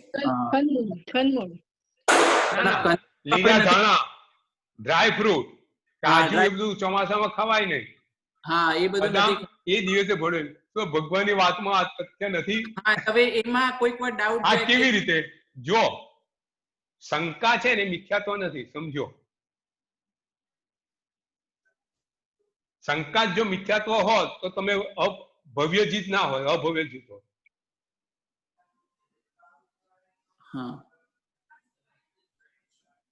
બરાબર ને? અભવ્ય જીવ બધા પહેલા ગુણ સ્થાને હોય, એમને ગાઢ મિથ્યાત્વ હોય.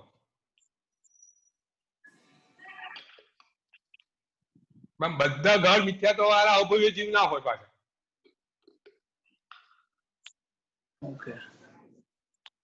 એટલે અંકલ અમુક વાર શંકાઓ થતી હોય છે કે આવું કેમ, આવું શું? કારણ કે ઘણી વાર આપણને ખબર ના હોય કે અથવા ઘણી વાર આપણને એકદમ જ લોજિકલી એકદમ સેન્સ ના કરતું હોય કે કેમ આવું કેમ, એવું શું થઈ જતું.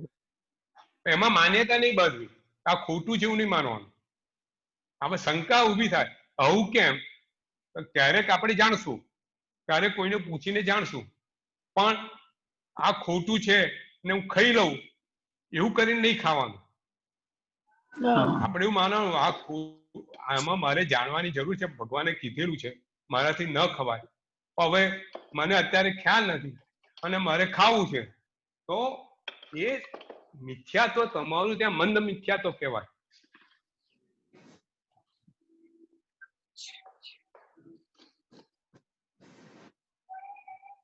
આ જાગૃતિ પડે રાખવાની હોય. આપણે એક કાર્ય પાછળ ભગવાનના વાક્યોમાં શ્રદ્ધા ઊભી કરવાની હોય. એટલે ઇવન તો અંકલ આપણને કદાચ એ સમય વિશ્વાસ ના અથવા શંકા થતી હોય તો આપણે મગજમાં એવું જ રાખવું જોઈએ કે આ કદાચ મને પ્રોપર રીઝન ખબર નથી, પણ ભગવાનનું તો ખોટું નહીં છોડે. એ જ થવું જોઈએ, સહી કે છે, એ જ થવું જોઈએ. હવે હું તમને આ ગંધર્વાદ શું છે, બધાના મનમાં સંશય હતો ને, તો બધા મોક્ષે કેવી રીતે ગયા?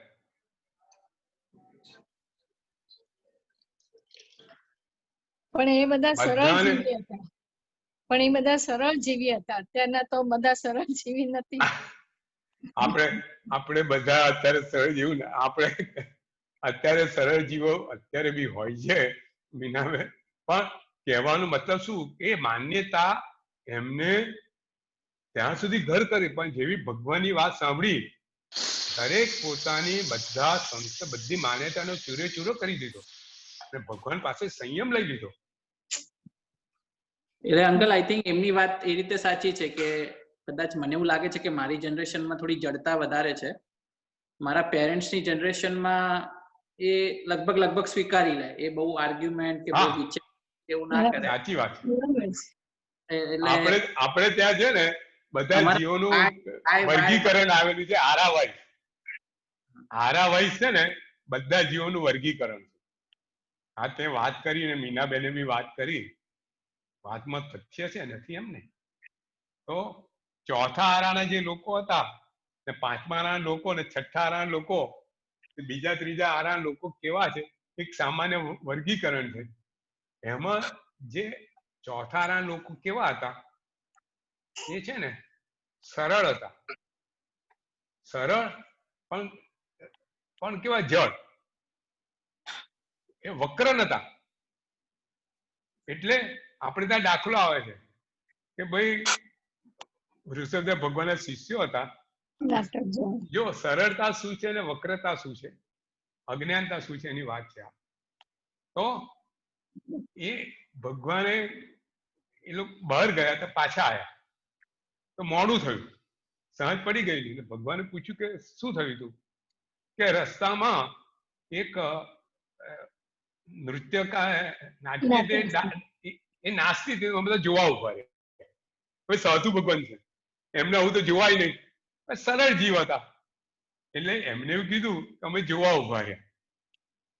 એ કીધું કે તમારે ના ઉભા રહેવાય, તો તમે તો કીધેલું કે તો એ બીજે મને આખું વાંચવું પડશે, પણ આવું કઈક છે. હવે આ જમાના દાખલા કેવા છે, એમાં એવું છે, એટલે એમને કીધેલું કે નટ ને જોવા ઉભા નહીં રહેવાનું, તો ઓલી તો નટડી હતી એમ કે છે. હા, એટલે એ સરળ હતા, કબૂલ કરી દીધા હતા પોતાના પાપો. હવે આ જમાનાના કેવા છે, જડ છે. હવે એને કહેવામાં આવે, આ જમાનાના શિષ્યોને કહેવામાં આવે કે તમે ત્યાં આગળ નટનો ડાન્સ હતો ને તમે કેમ જોવા, નટડીનો ડાન્સ હતો તો તમે ગુરુ ભગવાન એવું કે તમે ક્યાં કીધેલું કે નટડીનો નહીં જોવાનો? તમે તો એવું જ કીધું નટનો નહીં જોવાનો. એ આ આપણી અત્યારની મનોવૃત્તિ, આ ફરક આ જમાનાનો. તો આપણે ત્યાં આ સરળતા આવે નહીં ત્યાં સુધી સમ્યક્ત્વ સાચું આવે નહીં. આપણે માન્યતામાં જ પડી રહીએ. વાત એ હતી મંડિતની, તમે જુઓ આપણે આ મંડિતની વાતમાંથી કેટલું તો આપણે સમજીએ છીએ કે ચોથાથી મિથ્યાત્વના કર્મો, મિથ્યાને કારણે કર્મનો બંધ ના થાય, પણ અવિરતિને વિરતિ થાય. ચોથા ને પાંચમા પછી પાંચમામાં દેશ વિરતિ, છઠ્ઠામાં સર્વ વિરતિ, બરાબર ને? ચોથામાં અવિરત સંયત, પછી વિરત સંયત એટલે દેશ સર્વ વિરતિ, અને છઠ્ઠાની અંદરથી સાતમાની અંદરથી અપ્રમાદ. ત્યાંથી જે પ્રમાદનો જે કર્મ બંધ થવાનો હતો ત્યાંથી બંધ થાય, અને ત્યાંથી દસમા ગુણ સ્થાનક સુધી સૂક્ષ્મ મોહની એટલે કષાયના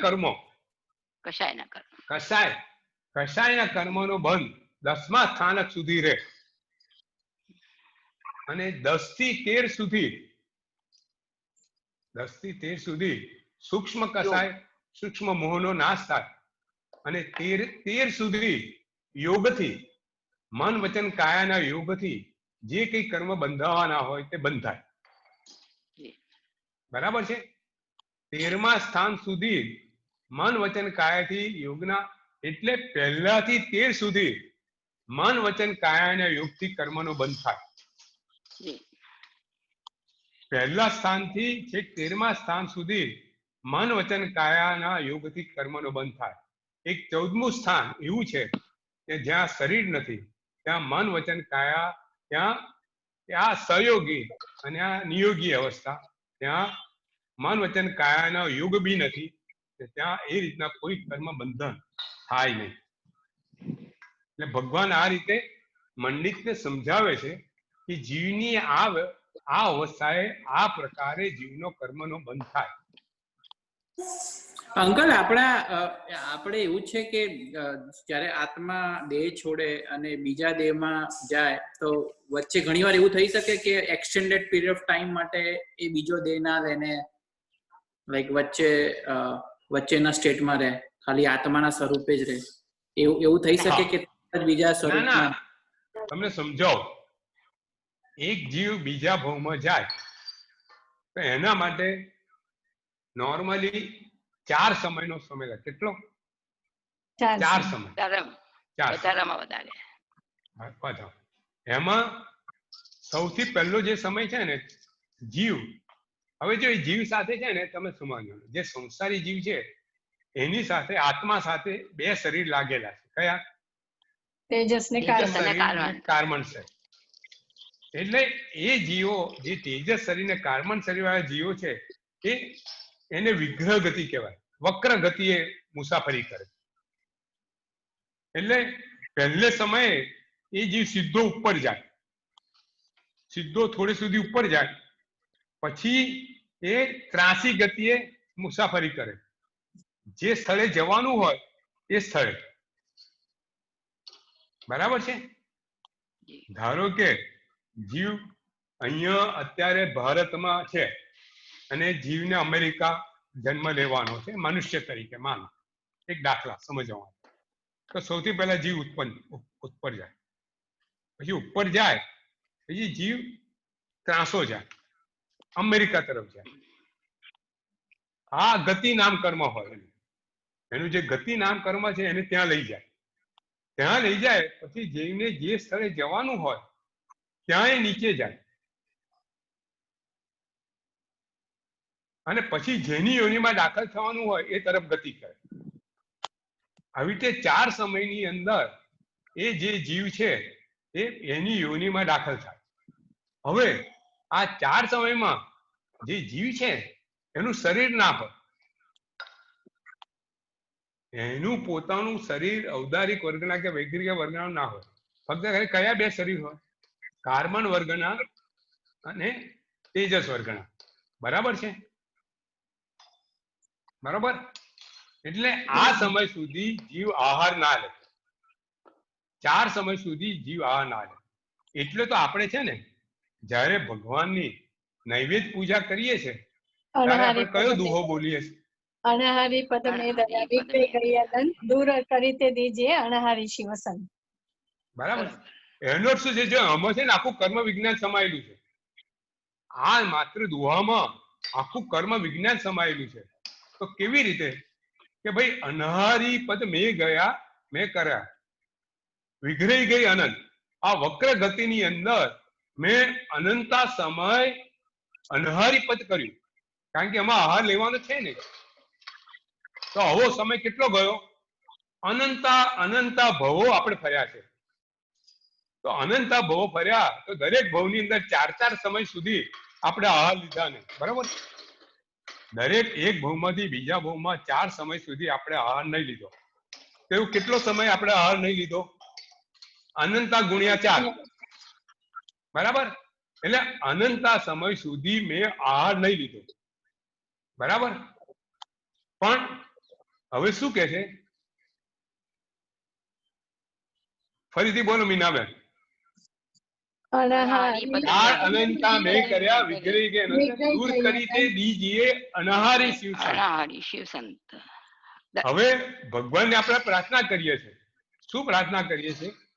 કે આવું અનહારી પદ તો મેં અનંત વાર પ્રાપ્ત કર્યું છે ભગવાન. મને આવું અનહારી પદ જોઈતું નથી. મને કેવું અનહારી પદ જોઈએ છે જે કાયમ માટે રહે. કાયમ માટે અનહારી પદ ક્યાં રહે? મોક્ષમાં રહે. તો મને ભગવાન મોક્ષ આપો કે જ્યાં મારું કાયમ માટે અનહારી પદ જોઈએ.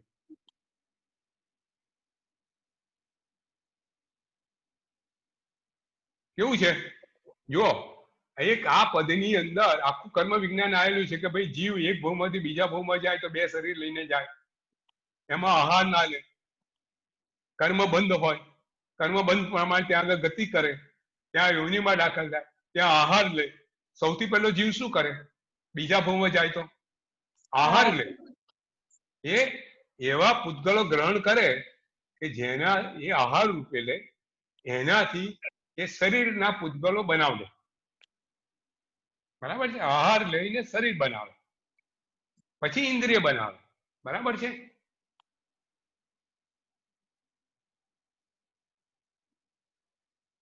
હવે અહીંયા કોઈ પ્રશ્ન?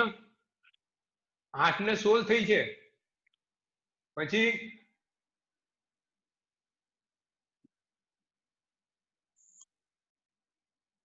થોડું અઘરું હતું પણ સારું હતું. ખૂબ ઊંડાણમાં આપણે વિચાર કરી શક્યા હતા દરેક વસ્તુનો. મંડિતના પ્રશ્નો આગળ આવે છે કે ભવ્યતા એટલે શું? બધા ભવ્યો કેમ મોક્ષે જતા નથી એનો પ્રશ્ન છે, એ આપણે લઈશું. પછી મોક્ષ શું છે, સિદ્ધશિલા શું છે, એનો મંડિતનો પ્રશ્ન છે. મને લાગે છે આવતી વખત મંડિતના હજુ ઘણું છે. મંડિતના જે પ્રશ્નો છે મને લાગે છે મેં એમાંથી 50% જેટલું આજે કવર કર્યું એવું મને લાગે છે. બીજું 50% આવતી વખત કવર કરશું. પછીનો છે ને, પછીનો ગંધર્વાદ બહુ જલ્દી, પછી મને લાગે છે કદાચ એક સેશનમાં 1 કે 2 ગંધર્વાદ લઈ લઈશું. એ રીતે આપણે પછી પ્રશ્નો બધા બહુ ઓછા છે. મંડિત સૌથી મોટું છે. આટલા બધા ગંધર્વાદમાં સૌથી મોટું ઇન્દ્રભૂતિ કરતા મંડિત છે. એ આપણે લઈશું, આપણે શાંતિ સમજીશું. તમારા બધાની સ્થિરતા અગત્યની છે. કારણ કે બહુ સબ્જેક્ટ બહુ ટેકનિકલ છે, બહુ ઊંડાણવાળો છે. એમાં આપણો રસ ઉત્પન્ન કરવો, આપણે પોતાનું એમાં સત્વ જોઈએ, પુરુષાર્થ જોઈએ. આપણે સાદા દાખલા લઈને પ્રયત્ન કરીએ છીએ, છતાં વિષય એ રીતનો છે, આપણી ધ્યાનમાં છે.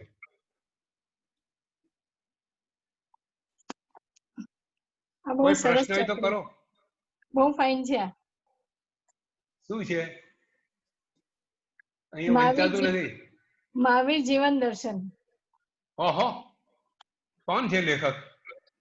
કુમારપાળભાઈ દેસાઈ. ઓહો, આહા, તમારે સારું પુસ્તક છે. મારું બહુ સરસ, બહુ ડિટેલ, બહુ સરસ છે. હા, તમે બધા આટલું ડિટેલમાં વાંચો છો ને, બધાને આટલો જે રસ છે ને એ હિસાબે ગંધર્વાદમાં લોકોને, રસવાળા લોકોની સંખ્યા આપણે ત્યાં ટકી રહી છે. સમજો, બધાને ખૂબ રસ છે. અને ચૈતન્ય આપણે નૌકા ઉપર બી પ્રવચન ચાલુ કર્યા. ઇંગ્લિશમાં પ્રવચન બહુ સરસ મેં કાલે સાંભળ્યું, ખૂબ સુંદર હતું, બહુ સારી તૈયારી હતી, બહુ ડિટેલિંગ ને બહુ સારું હતું, ખૂબ सुंदर। अंकल मेरा एक प्रश्न था कि हाँ, सम्यक्त्व में अगर शंका आ जाए, हाँ, सम्यक्त्व में अगर शंका आ जाए तो फिर किसमें? सम्यक्त्व हाँ, मतलब कैसी शंका? आप मुझको प्रश्न करो, कैसी शंका? अगर सम्यक्त्व में शंका मतलब क्या? मतलब जनरल, जैसे कि मतलब हमको बिलीव नहीं होता है कि ये भगवान ने से बोला है कि, तो हमको अगर कभी बिलीव नहीं होता है कि ये सही है या नहीं है, या डाउटफुल आ जाए कि है या नहीं है। हाँ, हाँ, हाँ। तो फिर गुणस्थान मतलब फिर हम उससे मिश्र या फिर मिथ्यात्व में आ जाते हैं। फिर वैसे देखो, जब तक सम्यक तो अपना गाढ़ हो, भगवान भगवान को जिज्ञासा करना, शंका करना, शंका मतलब क्या, नहीं मानना वो शंका है, समझो। जिज्ञासा वो शंका नहीं है। वो कैसे है, क्या है, वो शंका नहीं है, वो जिज्ञासा है। तो जिज्ञासा तो अनुप्रेक्षा है। तो अनुप्रेक्षा कभी मिथ्या तो नहीं हो सकती है। शंका मतलब आपको डाउट है, भगवान के वचन पे डाउट है, वो शंका है ना। शंका किसको बोलते हैं, डाउट को शंका बोलते हैं। करेक्ट, बराबर ने समझी। बराबर। શંકા શેને કહેવાય, ડાઉટ હોય એને શંકા કહેવાય કે આ સાચું કે ખોટું, પણ તમને આ કેવી રીતે છે એ શંકા નથી. આ કાચું કેમ ના ખવાય એ જિજ્ઞાસા થઈ. આ આત્માનું સ્વરૂપ શું છે એ જિજ્ઞાસા થઈ. આત્માનો બંધ કેવી રીતે થાય છે એ જિજ્ઞાસા થઈ. પણ તમે શંકા કરો કે આત્માનો બંધ આવી રીતે થાય જ નહીં, આ વાત ખોટી છે, આ શંકા કરો આ કેવી રીતે છે, આવું તો હોય જ નહીં, આ શંકા થઈ. વનસ્પતિમાં જીવ કેવી રીતે છે એ જિજ્ઞાસા થઈ. અને વનસ્પતિમાં જીવ છે કે નહીં, ભગવાને કીધેલું એમાં ડાઉટ કર્યો, એ શંકા થઈ. શંકા એ મિથ્યાત્વનું કારણ થયું. પણ આપણે ત્યાં ધડ મિથ્યાત્વ નથી, તમે સમજો. પણ જિજ્ઞાસા હોવી એ મિથ્યાત્વ નથી. જિજ્ઞાસા અને શંકા બંને અલગ છે. જિજ્ઞાસા એ તો પ્રગતિનું કારણ છે. આ બંનેનો ફરક समझो नीलमबेन। हाँ अंकल, वो दोनों में डिफरेंस है। पूरी अगर श्रद्धा, आपको हाँ पूरी श्रद्धा वो नहीं चीज होना। जानने का है, वो चीज जानने का है, वो मिथ्या तो नहीं है, तो जिज्ञासा है ना, वो आत्मा का गुण है, ज्ञान का गुण है। हमारा हरिंद्र चैन सूत्र में क्या आता है, श्रद्धा है में धीये धारणा है। આપણે આપણી બુદ્ધિથી ધીએ વિચારવાનું છે, પછી ધારણા કરવાની. પહેલા સમજવાનું છે, વિચારવાનું છે, જિજ્ઞાસા કરતા કરતા કરતા કરતા એને સ્થિર કરવાનું છે. આ અનુપ્રેક્ષા છે.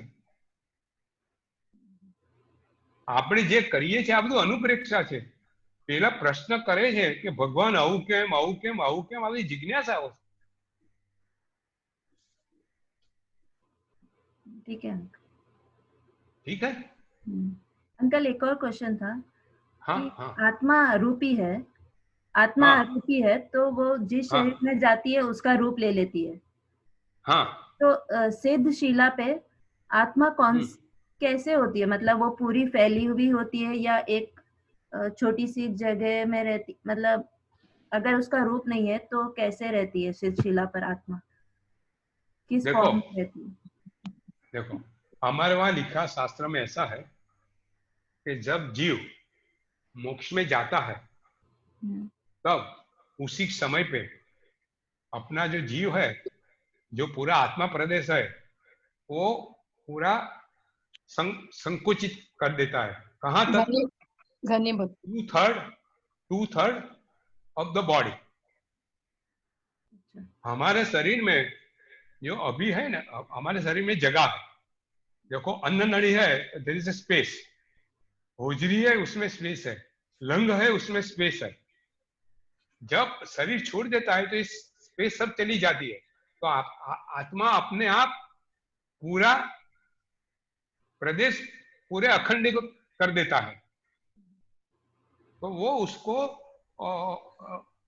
संकुचित कर देता है, और संकुचित कर देता है तो 2/3 बन जाता है, और वही शेप में वो सिद्ध शिला में जाता है. अगर किसी ने बैठे बैठे, कोई केवल ज्ञानी भगवान ने बैठे बैठे अपना अपना शरीर का वो मुक्ति में गए, उसको निर्वाण हुआ, तो जैसा बैठा हुआ शरीर है वही शरीर, वही प्रदेश ऐसे ऊपर जाएंगे, और वहां ऐसे अगर वो उसने सोते सोते अगर अपना शरीर त्याग कर दिया तो वो शरीर सोते जो जो आकार बना सोने का, वो 2/3 होके ऐसे ही ऊपर जाएगा और ऐसे ही सिद्धि शिला में रहेगा, और वहां जैसा कोई ऐसा आकार हो उसमें मिल जाएगा.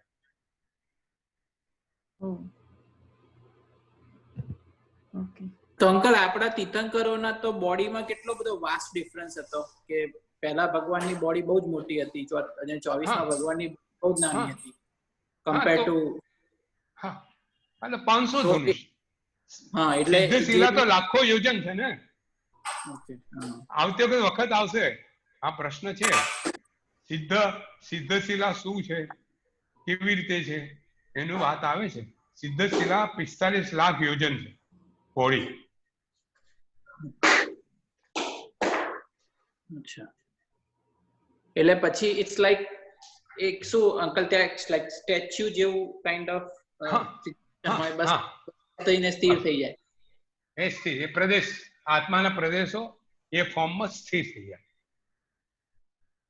ઓકે અને અંકલ જનરલી આમ એક બીજો સવાલ આવે કે હવે જે દેવતાઓ તો 14 રાજલોકમાં ગમે ત્યાં જઈ શકે તો સિદ્ધશિલામાં પણ જઈ શકે એવી રીતે કે ત્યાં એન્ટ્રી પ્રોહિબિટેડ હોય કાઇન્ડ ઓફ. એન્ટ્રી તો પ્રોહિબિટેડ ના હોય કે સિદ્ધશિલામાં છે ને સિદ્ધશિલામાં ત્યાં આગળ હજુ ત્યાં જીવ બધા જઈ શકે કારણ કે ત્યાં ધર્મસિકાય અધર્મસિકાય હોય છે. જ્યાં આત્મા પ્રદેશ છેલ્લું ટપકું છે એને બહાર કોઈ ના જઈ શકે. એટલે ત્યાં બી એવું કહે છે કે પૂતગલના આ બધા દ્રવ્યો બધા ત્યાં બી હોય છે. સિદ્ધશિલા ઉપર પૂતગલો હોય અને જ્યાં નિગોદના ગોળાય હોય. પણ ત્યાં દેવતાઓ વિઝિટ કરી શકે એવું હોય છે એવું ત્યાં દેવતાઓ મને દેવો ક્યાં સુધી જઈ શકે કદાચ સિદ્ધશિલા પર પણ મને નથી કહ્યું કે સિદ્ધશિલા પર આ જાણીને તમને કહીશ ક્યાં સુધી જઈ શકે. કારણ કે છેલ્લું તો અનુત્તર વિમાન સર્વાર્થ સિદ્ધ વિમાન અથવા અનુત્તર વિમાન જે સિદ્ધશિલાથી અમુક યોજન નીચું છે ત્યાં સુધી દેવોનો સ્થાન હોય છે. પણ બીજા દેવો જે પહેલા દેવલોકના દેવો અનુત્તર વિમાન સુધી જઈ શકે કેમ એ મને ખ્યાલ નથી.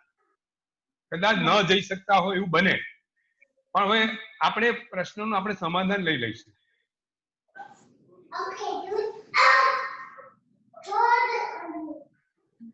મારે 3 વસ્તુના સમાધાન આપવાના છે મને ખ્યાલ છે.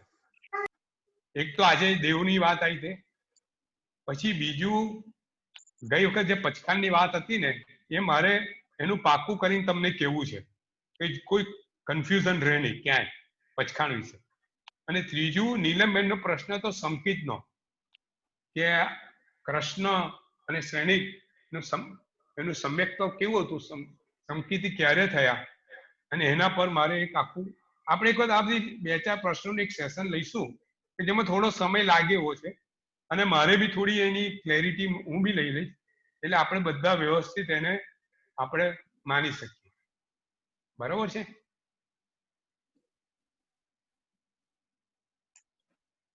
ચલો કોઈને પ્રશ્ન? ના બસ સારું. આજ્ઞા વિરુદ્ધ જે કંઈ બોલાવ્યું તે સહી. હવે આપણે એક નવકાર ગણીએ છીએ.